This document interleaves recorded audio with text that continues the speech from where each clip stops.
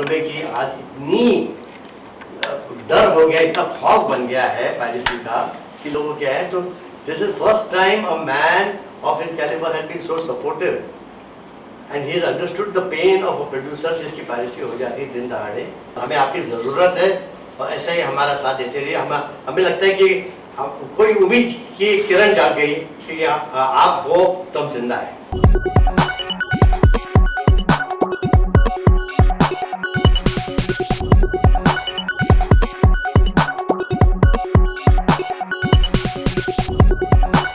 देखिए, हमारी जो फिल्म इंडस्ट्री है, इंडियन फिल्म इंडस्ट्री एक बहुत बड़े सीरियस दौर से गुजर रही है पायरेसी का मुद्दा लेकर, क्योंकि आप जानते हो कि उड़ता पंजाब की पायरेसी हो गई थी रिलीज़ की पहले, और उसके बाद हम वो झटके से रिकवरी नहीं कर पाए और पता चला कि ग्रेट ग्रैंड मस्ती की पायरेसी हो गई और प्रोड्यूसर तबाह हो गया। इतनी जल्दी पायरेसी होने के बाद इतना नुकसान हुआ उसके प्रोड्यूसर का कि आज वो उसकी ज़िंदगी 20 साल पीछे हो गई। अब एक हमें खौफनाक खबर मिली है कि एक पायरेट साइट जिसका नाम टॉरेंट है, वो एडवर्टाइज़ करी है कि डिशूम बहुत जल्द दिखाई जाएगी। अभी एक पायरेट साइट एडवर्टाइजमेंट कर रही है कि ये अब लीक होगा। मतलब ये इससे डरावनी बात एक प्रोड्यूसर के लिए और क्या हो सकती है कि इतनी बड़ी पिक्चर अगर भगवान ना करे अगर वो हो तो वो तो सड़क पे आ जाए। तो हमने एक इमरजेंसी मीटिंग, क्योंकि मैं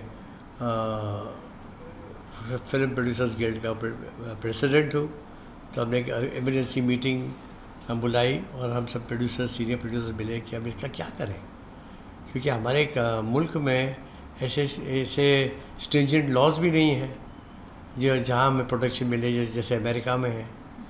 तो हमें कुछ चेंजेस लानी पड़ेगी, गवर्नमेंट को अपील करना पड़ेगा कि और स्ट्रिक्ट लॉज लाए जिसमें हमको कुछ प्रोटेक्शन मिले, क्योंकि ऐसे अगर दिन दहाड़े पायरेट्स हमें रिलीज़ के पहले ही अगर हमारी फिल्म को लीक कर दे और हमको सड़क पे ले आए तो हम तो ये इंडस्ट्री ख़त्म हो जाएगी।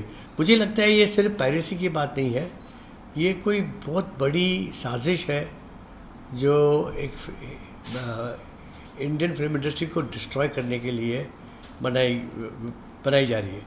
क्योंकि ये जो इंटरनेट में जो पायरेसी होती है उससे लाभ एक इंडिविजुअल को क्या हो सकता है, वो तो फ्री साइट्स है।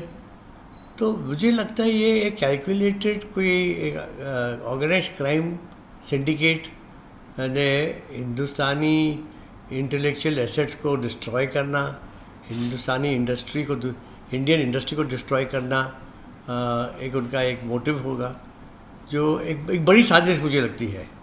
तो इसीलिए हम सब ने फैसला किया कि हम सेंटर को अप्रोच करें, प्रधानमंत्री को मिले, हम NIA चीफ को मिलना चाहते हैं, हम CBI को मिलना चाहते हैं कि भाई देखिए हमारा काम है मनोरंजन करना, हमें इन्वेस्टिगेशन करना नहीं आता। और ये जो हमारी जो इंडियन फिल्म इंडस्ट्री है हमारे मुल्क की एक एसेट है, और वो एसेट को आपको बचाना है, क्योंकि ये अगर बचा नहीं पाएंगे तो ये इंडस्ट्री बंद हो जाएगी। तो ये बहुत सीरियस मामला है और ये मैं अपील करना चाहूँगा हमारी जनता को, हमारे आवाम को कि भाई आप भी हिंदुस्तानी हो, आप नागरिक हो, प्लीज़ मेहरबानी करके आप तो कोशिश करिए कि ये पायरेटेड फिल्में मत देखें, क्योंकि हमारा ज़िंदगी की जो हमारी पूंजियाँ लग जाती है इसके ऊपर।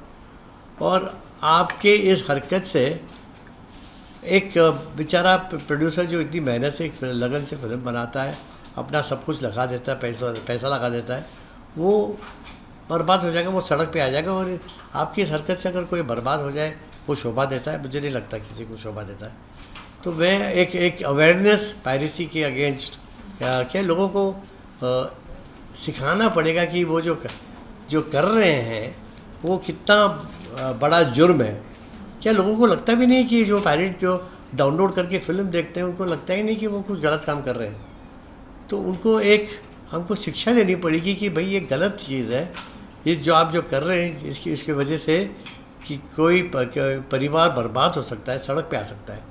मुझे लगता है एक बार उनके अंदर अगर वो सोच बैठ जाए तो मैं दावे का कह सकता हूँ कि वो शख्स जो पायरेटेड फिल्म देखता है वो देखना बंद कर देगा। क्योंकि एक फ़िल्म देखने से अगर किसी कोई परिवार सड़क पे आ जाए तो मुझे नहीं लगता कि लोग इतने बुरे हैं कि वो चाहे कि लोग बर्बाद हो। तो एक हमको अवेयरनेस क्रिएट करनी पड़ेगी, जिम्मेदारी लेनी पड़ेगी, एक नेशनल मूवमेंट करना पड़ेगा। क्योंकि ये तो हमारी जो एक इंडियन फिल्म इंडस्ट्री को लोग कहते हैं the soft power of the nation. हम जेवर हैं एक भारतीय कल्चर का, भारतीय संस्कृति का। एक मैसेज स्प्रेड करते हैं विश्व भर में। हमारी पिक्चरें पूरी वर्ल्ड में, ओवरसीज़ में जैसे दिन बीतते गए और पॉपुलर होती गई है।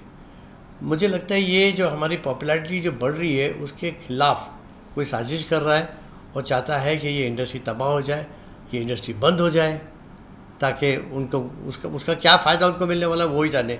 मगर ये मुझे 100% यकीन है कि कोई साजिश बहुत बड़ी है, ये सिर्फ पायरेसी की बात नहीं है।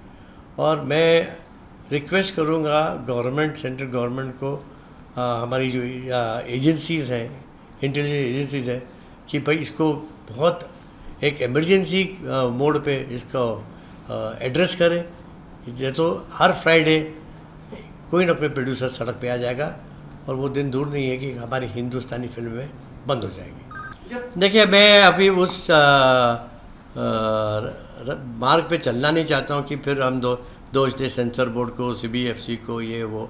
देखो, ये कुछ सेंसर बोर्ड की बात नहीं कर रहा हूँ मैं एक बहुत बड़ी साजिश है। ये CBFC के ऊपर है, सबके ऊपर है।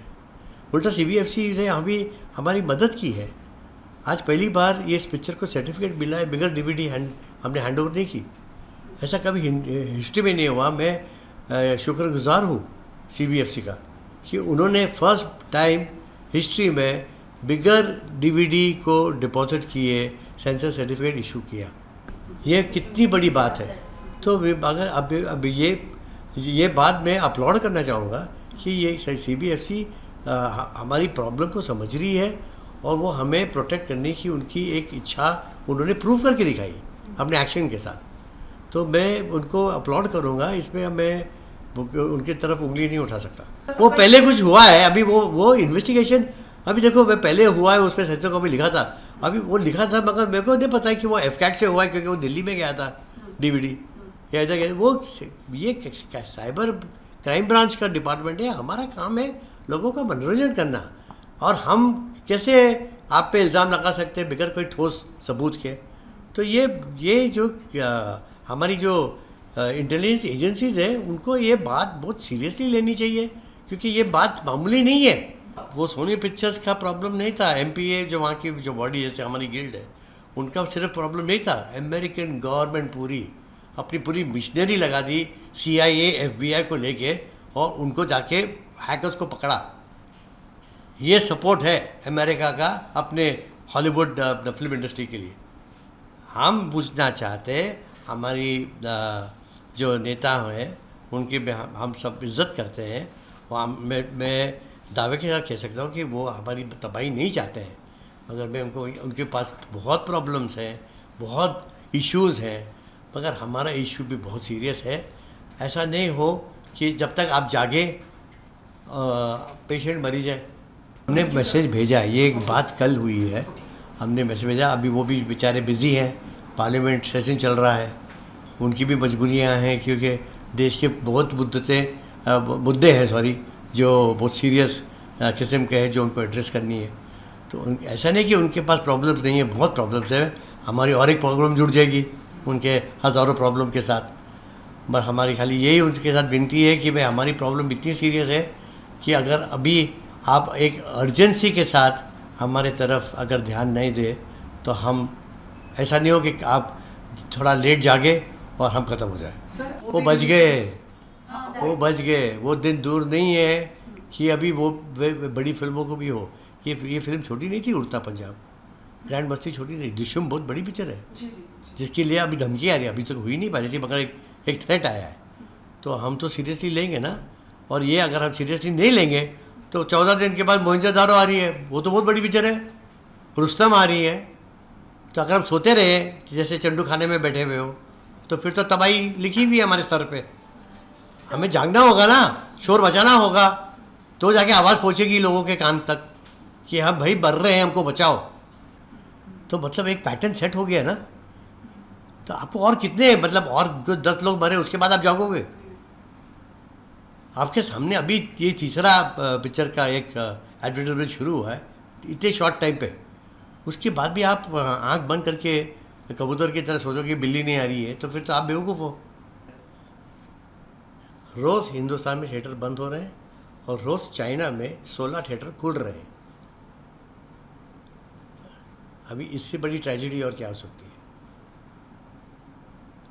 हमारे पास सिर्फ हिंदुस्तानी फिल्मों को सिर्फ थिएटर हिंदुस्तानी फिल्मों के लिए नहीं चाहिए, हमारे पास 20 रीजनल लैंग्वेजेस हैं, तमिल, तेलुगु, मराठी, गुजराती, बंगाली, पंजाबी फिल्में, उनको भी थिएटर चाहिए कि नहीं चाहिए? उसके ऊपर हॉलीवुड फिल्म आती है हर हफ्ते, और आती इंग्लिश में नहीं, वो डब भी होती हैं। तो हम तो गए और कोई सोचता ही नहीं है इस मामले में।